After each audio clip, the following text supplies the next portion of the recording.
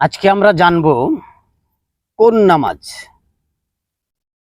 কোন নবীর তরফ থেকে এসেছে। হয়তো আমরা অনেকেই জানি, তারপরেও আজকে নতুন করে জেনে নিব। আমরা তাহাজ্জুদের নামাজ কার কাছ থেকে পেলাম, আমরা এশার নামাজ কার কাছ থেকে পেলাম, আমরা মাগরিবের নামাজ কার কাছ থেকে পেলাম, আমরা আসরের নামাজ কার কাছ থেকে পেলাম, আমরা জোহরের নামাজ কার কাছ থেকে পেলাম, ফজরের নামাজ কার কাছ থেকে পেলাম, কিভাবে পেলাম। সবাই একটু ধৈর্য সহকারে কথাগুলি শুনবেন, কারণ এটা শরীয়ত এবং মারফত উভয় পক্ষের প্রয়োজন।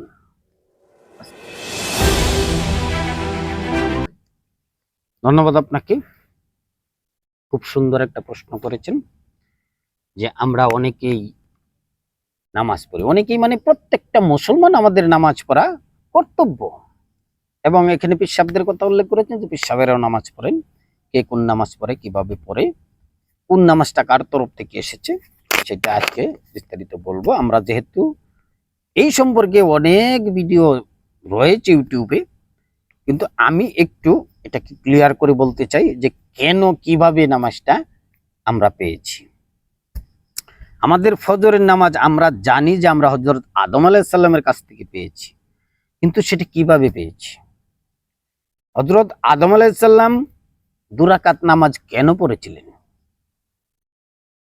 হযরত আদম আলাইহিস সালাম 2 রাকাত নামাজ পড়েছিলেন যে উনাকে যখন বেহেশত থেকে বিতাড়িত করে দেওয়া হলো, তখন উনি অনেক বছর কেঁদেছিলেন, অনেক বছর, প্রায় 350 বছর কেঁদেছিলেন যে আদম এবং হাওয়াকে পৃথিবীতে প্রেরণ করে দেওয়া হলো। একজনকে দেওয়া হয়েছিল শরণদ্বীপ, একজনকে দেওয়া হয়েছিল জেদ্দায়। তো জেদ্দা হইল সৌদি আরবে, আর শরণদ্বীপ হইল বর্তমান শ্রীলঙ্কায়। তো দুজন দুই দেশে যখন পড়ে যায়, তখন কেউ কাউকে পায় না, তখন কান্নাকাটি করে, হে আল্লাহ আল্লাহ আল্লাহ আল্লাহ, আমার সঙ্গিনীকে পাইয়ে দাও। এরকম 350 বছর কান্নাকাটি করার পরে ওনার হঠাৎ করে মাইন্ডে চলে আসলো যে আমি যখন বেহেশতে ছিলাম, তখন বেহেশতের দরজায় একটা নাম লেখা ছিল আল্লাহ তাআলার নামের সাথে। সেই নামটা হইল লা ইলাহা ইল্লাল্লাহু মুহাম্মাদুর রাসূলুল্লাহ। যখন এই কথাটা স্মরণ হইল, তখন এই কথাটা, এই কলমাটা পাঠ করে আল্লাহর কাছে মুনাজাত করলো যে আল্লাহ, এই নামের খাতিরে তুমি আমার সঙ্গিনীকে পাইয়া দাও। তখন আল্লাহ তাআলা তার দোয়া কবুল করে নিয়ে তার সঙ্গিনীকে দেখা করে দিয়েছিল। আর এই দেখা করার সন্তুষ্টিতে উনি 2 রাকাত নামাজ পড়েছিলেন। আর সেই 2 রাকাত নামাজ এখন আমরা পড়ি ফজরের নামাজ হিসাবে। জোহরের নামাজটা আমরা পেয়েছিলাম ইব্রাহিম আলাইহিস সালামের কাছ থেকে। তো ইব্রাহিম নবীজি যখন হিন্দুদের সমস্ত মূর্তি কোড়াল দিয়ে মেরে মেরে ভেঙে ফেলছিল, সমস্ত মূর্তি কোড়াল দিয়ে মেরে মেরে ভেঙে ফেলছিল, তখন হিন্দুরা তাকে ধরে এক অগ্নিকুণ্ডে ফেলে দিয়েছিল। অগ্নিকুণ্ডে ফেলে দেওয়ার পর আল্লাহ তাআলার হুকুমে সেই অগ্নিকুণ্ড ফুলের বাগানে পরিণত হয়েছিল। বলেন সুবহানাল্লাহ। তো সেই অগ্নিকুণ্ড যখন ফুলের বাগান হয়ে গেল, তখন তিনি এখান থেকে উদ্ধার হয়ে এসে উনি নামাজ পড়েছিলেন 4 রাকাত। আমরা ওখান থেকে 4 রাকাত নামাজ আমরা পেয়ে গেলাম। আসরের নামাজ পেয়েছিলাম আমরা হযরতে ইউনুস আলাইহিস সালামের কাছ থেকে। তো হযরত ইউনুস উনি যখন বিপদে পড়েছিলেন, আমরা যেমন পাই দোয়া ইউনুস পাই, আমরা বিভিন্ন ভয় ক্ষেত্রে থাকলে আমরা দোয়া ইউনুস পড়ি, ঝড় তুফান দেখলে আমরা দোয়া ইউনুস পড়ি।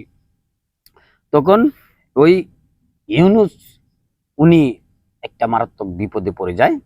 সেই বিপদ থেকে যখন উনি উদ্ধার হয়, তখন এখান থেকে উনি নামাজটা পড়ে। সেটা হলো উনি মাছের পেটে চলে যায়।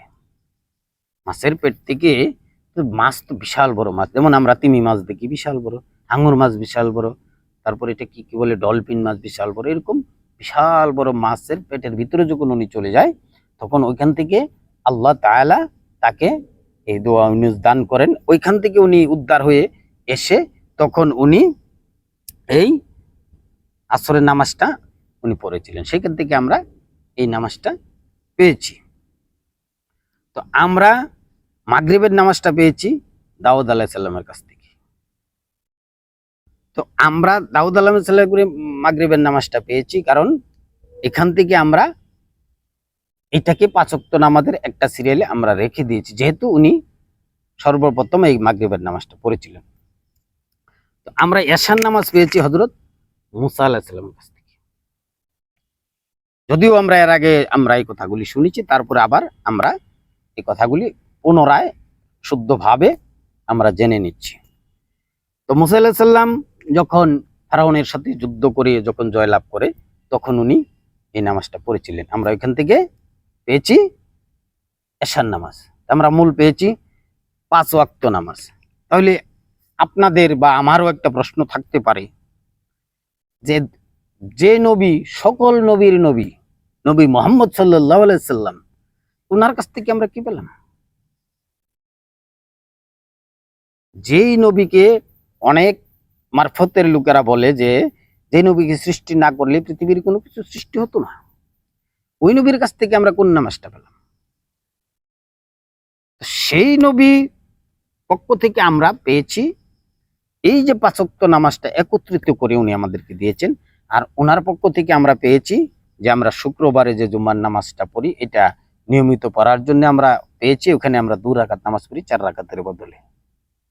আর ওইখান থেকে আমরা পেয়েছি নবীর কাছ থেকে আমরা নবীর সুন্নত পেয়েছি। আর বিশেষ করে আমরা হযরত মুহাম্মদ সাল্লাল্লাহু আলাইহি সাল্লাম ওনার কাছ থেকে আমরা পেয়েছি যেই নামাজটা হলো তাহাজ্জুদের নামাজ। আমরা তাহাজ্জুদের নামাজটা পেয়েছি হযরত মুহাম্মদ সাল্লাল্লাহু আলাইহি সাল্লামের কাছ থেকে। তাহলে আমরা শুধু 5 ওয়াক্ত নামাজ পড়েই কান্ত থাকবো না, আমরা 6 ওয়াক্ত নামাজ পড়বো। কিভাবে? আমরা তাহাজ্জুদের নামাজটা পড়বো, তাহাজ্জুদের নামাজটা শেষ করে তারপরে আমরা ফজরের নামাজের আজান দিব, আজান দিয়ে তারপরে আমরা ফজরের নামাজ পড়বো। তাতে করে আমাদের শারীরিক এবং আর্থিক এবং মানসিক উন্নতি হবে। পাশাপাশি আমার দয়াল নবী মায়ার নবী হযরত মুহাম্মদ আহমদে মুস্তফা ওনার কাছ থেকে যে নামাজটা আমরা পেয়েছি তাহাজ্জুদের নামাজ, সেইটা আদায় করার জন্য আল্লাহ পাক খুশি হয়ে আমাদেরকে বেহেশত নসিব করবে ইনশাআল্লাহ তাআলা। তো আজকে আমরা জানতে পারলাম সঠিক সুন্দর সমাধানে যে কেন আমরা কিভাবে এই নামাজটা আমরা পেয়েছি। তো সবাই ভালো থাকবেন, সুস্থ থাকবেন এই কামনা করি আজকে বিদায় নিচ্ছি। খোদা হাফেজ।